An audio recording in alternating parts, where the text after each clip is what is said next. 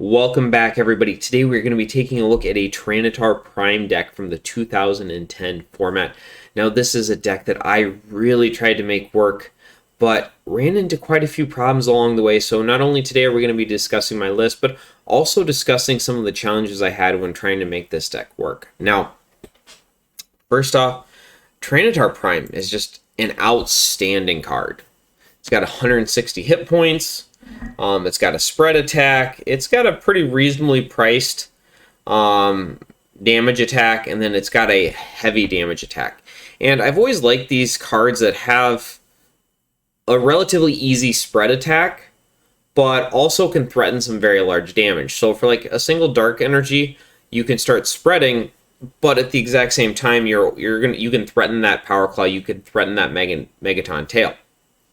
Now, going along with this 2010 format, you've got Expert Belt to really buff that up. So 180 hit point attacker that has some really strong attacks is just too good to pass up. Now, jumping into the actual deck building portion, 2010 is a very hard format to deck build because there is some very dominant decks for very different reasons. And you can deck build something that does well against usually a subsection of those decks, but it's very hard to deck build something that does well against the entire format.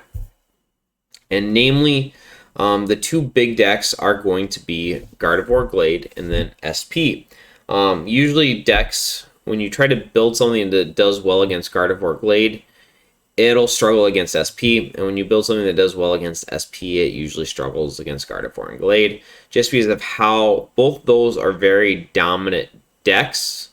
And SP, I know, is more of it's kind of a branch term. It can cover a bunch of different decks, but generally, they're both very dominant decks for very different reasons. Usually, SP can be very aggressive. They've got some great bench sniping in there. They hit for really good numbers for relatively low energy. Well, Gardevoir Glade, on the other hand, it's more of a just kind of a sustained deck. It does really, it'll lock you out of powers. It has the ability to do really good damage with Glade. It can basically switch between Gardevoirs and use Nidoqueen to basically heal all the damage off. So there's a lot of struggles with trying to counter that deck. So I went with a couple of different approaches, and I'm going to say jumping into the deck here, I think there is a ton of different ways that you can build this deck, and I think some people could come in and say, no, I don't agree with that, or I think you could have done that differently, or I think these lines could be switched around, and I think there's probably a lot of viable points on them, but I'm going to cover some of the things that I tried and why I went certain directions. So one of the initial choices I had to make with the deck was to go with either Sableye or Spiritomb. And I looked at both, but generally the issue I had with Spiritomb, and Spiritomb played well, but it just felt really slow. And then when I was playing against other slow decks, I really struggled against that. And what I found with Sableye allowed me to be a little bit more aggressive, and it took advantage of a lot of the other slower decks in the format that relied on Spiritomb, because as soon as they would use Darkness Grace, you could actually attach a Dark Energy and then Overconfident for the knockout on it. So I did find that to be slightly better. I also found that there were some good combos with Sableye and Expert Belt where you get some really kind of fun little knockouts in. I think there's pros and cons to both, but generally being able to use Sableye to impersonate a collector on the first turn of the game was about the best play you could make. I'm also going to say that Spiritomb, while it was really good, it was a little bit more awkward in this deck because this deck really has a hard time playing Call Energy. Like, you really want to play Call Energy, but at the same time, you have a really hard time playing Call Energy, which we'll get into a little bit more in a bit here. And trying to play Sableye without playing Call Energy at all is really difficult because it wouldn't be uncommon where you'd open with Sableye, but then you'd still need the basic to be able to use Sableye. The other awkward thing in here, and I'm going into probably more detail than I should, is, or I'm sorry, not Sableye, but Spiritomb. The other thing here is with Spiritomb, it's playing 4 Pokemon Collector is not bad, but it also gets a little bit repetitive in the later stages of the game. So playing Sableye, I can Sableye and then play 3 Collector, and that's totally fine. Usually the 3 Collector don't bog down as much as you do get with 4. And when you play Spiritomb, you really do need the 4th copy in here. And if you do that, then you generally want to play like Roseanne's, where you could use it to grab basic energy, but the deck doesn't play basic energy, so you basically have to play Pokemon Collector. It just gets a little awkward. And I feel like I'm not explaining that the best, but essentially Roseanne's is a better general utility card because you can grab basics or energy. So in the later stages of the game, you're generally very happy to see the Roseanne's because you can still use it to get basic energy, but with Pokemon Collector, it's really only strong at the start of the game, and then once you get all your Pokemon in play, its usefulness drops off pretty dramatically. All right, so we went with a 3-2-3 Tyranitar line. You can make some different arguments for this. The main one that I would make is, because people are like, well, why don't you play 4-3-4 or 4-2-4? It gets a little repetitive, and generally speaking, if my opponent knocks out 3 Tyranitar Prime, they deserve to win the game. Just the way that we set things up with Tyranitars, the expert belts, yeah, if they knock out 3, they deserve to win the game. The 4th one just got super repetitive, and I wasn't getting any value out of it. I did go with this Pupitar, the Energy Protection Pupitar. I found this to be slightly better because you could, if you attach an energy or a double colorless to it, it added one more thing to the deck for them to Garchomp snipe you. So they would need Garchomp plus Crobat, or if you had double colorless energy, it would be Garchomp plus double Crobat. Once again, not unheard of, but when you're trying to set up against an SP deck, having that extra energy drop in there, or requiring that one extra card, that Crobat, that Poketurn, to not get sniped was actually pretty beneficial. I think you could make an argument to play the 70 HP that gives you the free retreat. 2 Baltoy, 2 Claydol. I went with the Psychic Balance. I think, honestly, with the Moonlight, you could get away with doing the Psychic one. I think either is fine on that. I also think there is a slight argument to play, like, Uxie-X in this, but generally speaking, Uxie-X is just subpar to Claydol if your deck wants to play Claydol. I went with a 2-1-2 Nidoqueen. Now, this may seem a little bit unusual, but generally what I found is the deck would struggle with Gardevoir, and you really, really needed an answer to Glade. And Nidoqueen was just the best answer to Glade you could possibly find, because for a single energy,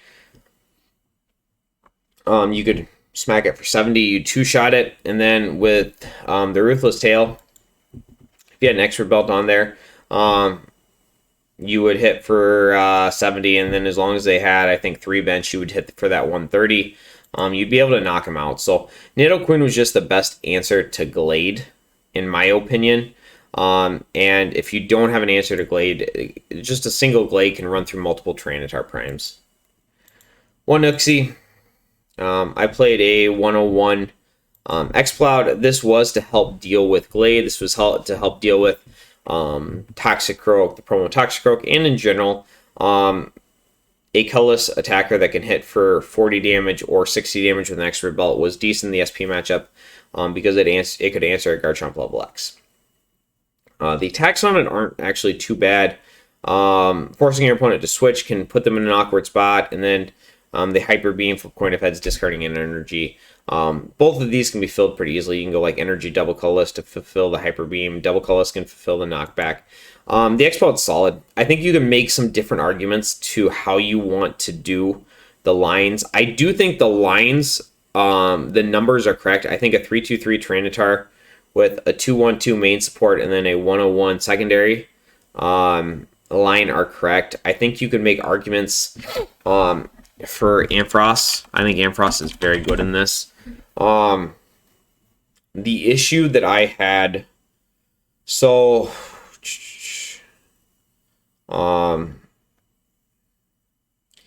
what the Ampharos does is each Pokemon that has damage counters on it, both yours and your opponents can't use any Pokemon power. So this is really good against SP. You spread a single time with Tyranitar.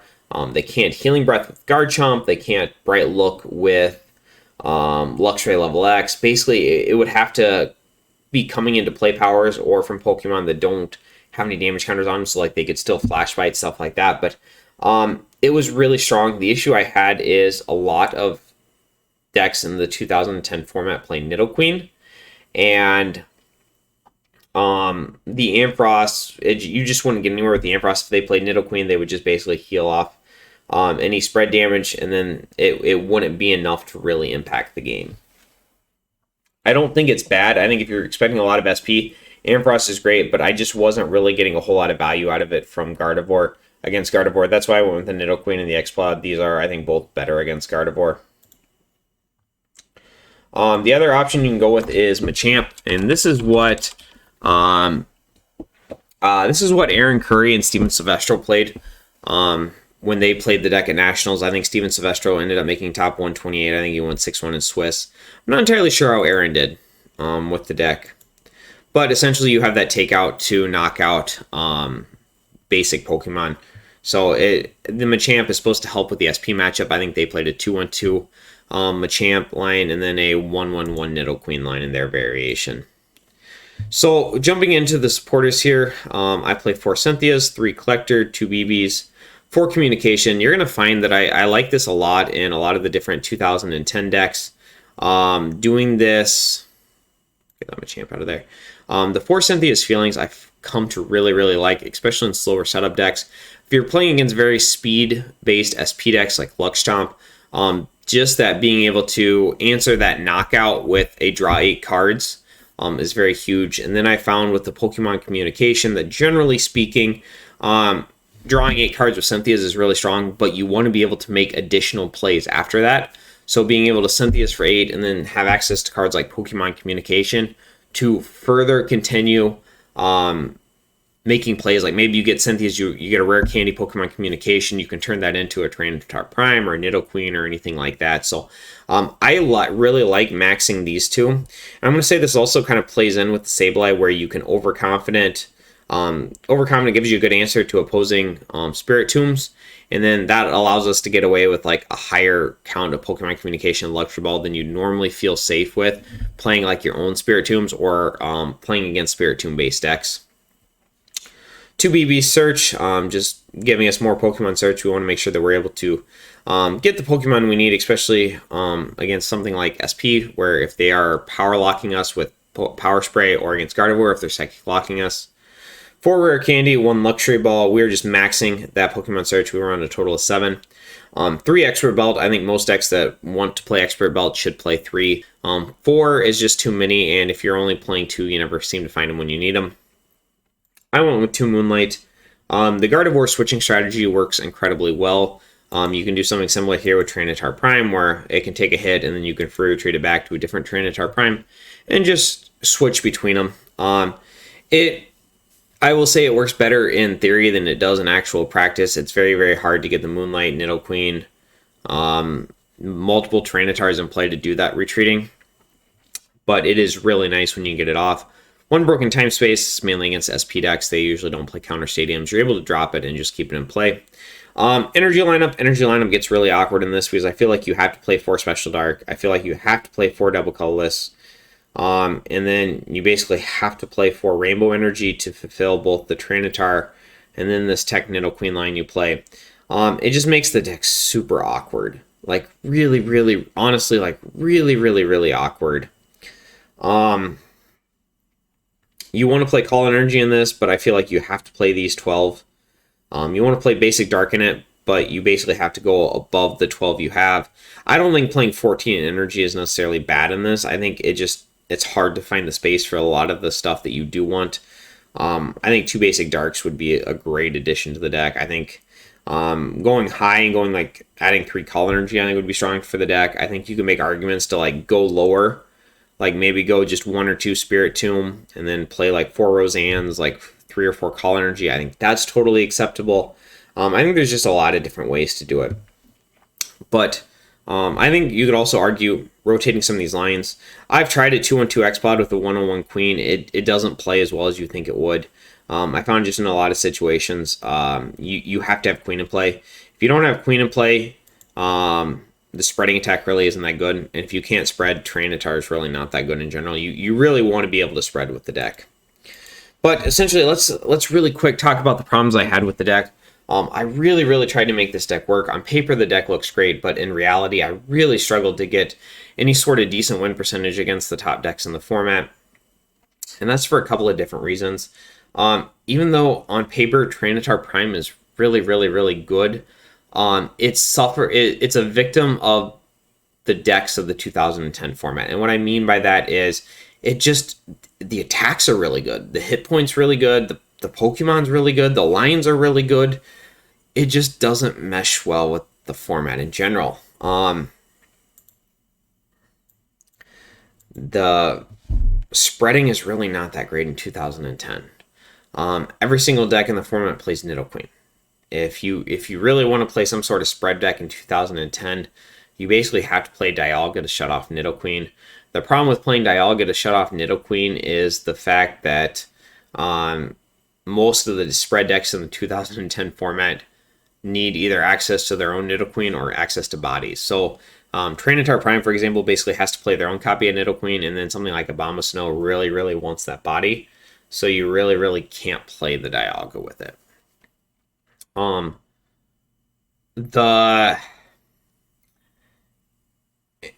then on top of that, if you're playing against like SP decks, the spreading really isn't that strong unless you're playing the Ampharos. If you don't play the Ampharos, they're just going to heal it off with Garchomp. The Ampharos is really not good against any other deck in the format besides SP, and you once again get into this really awkward spot where you have to kind of choose what you want to tech against, and the techs that do really well against one deck don't do anything against another deck. Like, if you told me, you're like, hey, you're going to play Tyranitar against an SP deck, I could build a really good Tyranitar deck to play against that SP deck, as long as I played against nothing else in the format.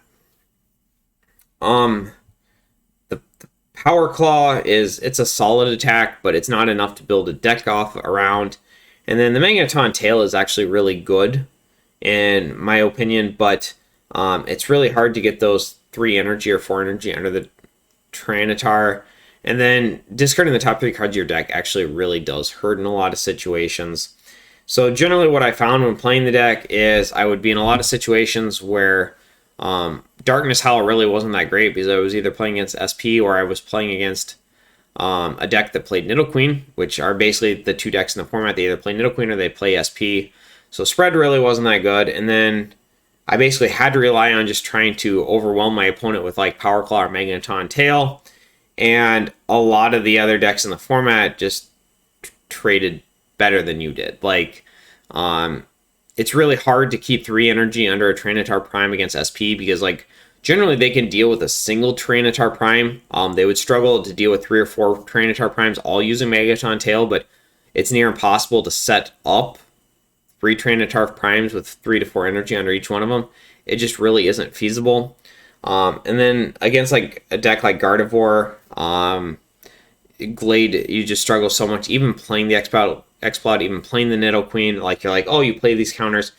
In reality, it never works out as well for you as you think it should, or as you think it would on paper.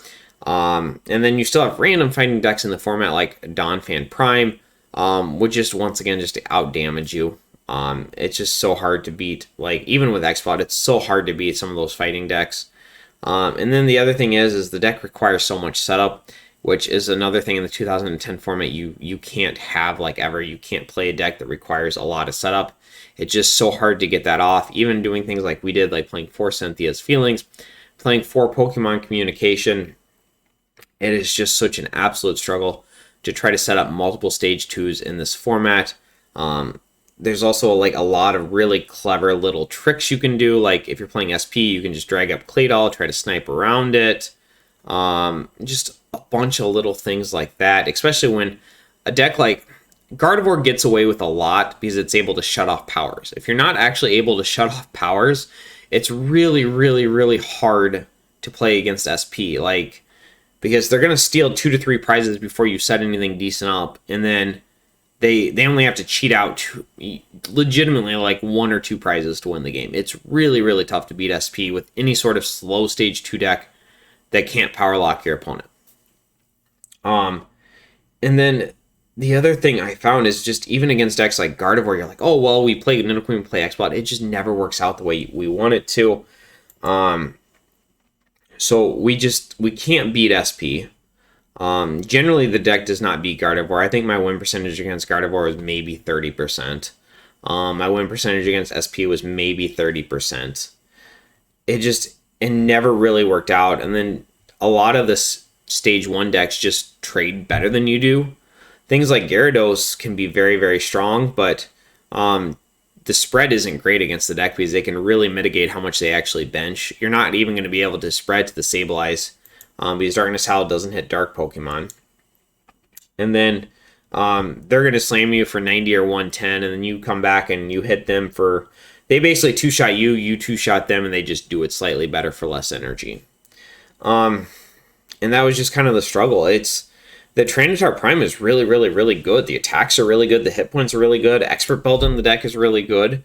It just doesn't mesh well with the format. So that's why I just struggled to make the deck work and to really get any sort of decent win percentage off with the deck. But tell me what you think down in the comments. If you were going to build the deck, how would you build it? Do you agree with the way I built it? Would you have done it differently? What tech lines would you have included in the deck? But yeah, let's go ahead and post down in the comments below. Let's try to get a good discussion going on the deck. And of course, I hope to see you in the next video.